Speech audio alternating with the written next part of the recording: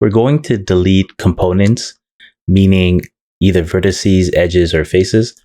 So let's select all these objects, delete them. Let's add mesh UV sphere. Let's go to edit mode over here. So if I go into select box, let's say I select these vertices. If I press the delete key on my keyboard, a menu shows up. It doesn't just delete the vertices. It asks you, what do you want to delete? I'll say vertices.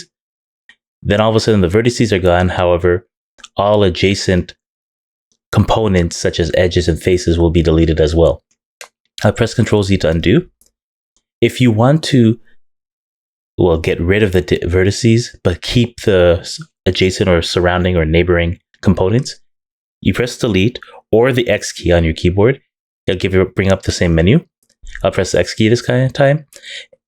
Instead of choosing delete vertices, go down and say dissolve vertices. And what happens is it just gets rid of the vertices and the adjacent edges, but it will keep the rest of the components, so you'll still have a face. It'll just be what's called like an n-gon, or it's a polygon with multiple faces, n meaning like any number, n is a variable. So it's more than a triangle or 3 faces or a polygon with 4 faces in this case. But it's still a face and it still closes it. It doesn't make it a hole. So I'll press Ctrl Z. If I go into edge mode, you'll see the same thing. If I select some edges and I press delete or X, say by edges here, you'll see they'll go away. Even though you still have some edges that are still floating because they weren't adjacent.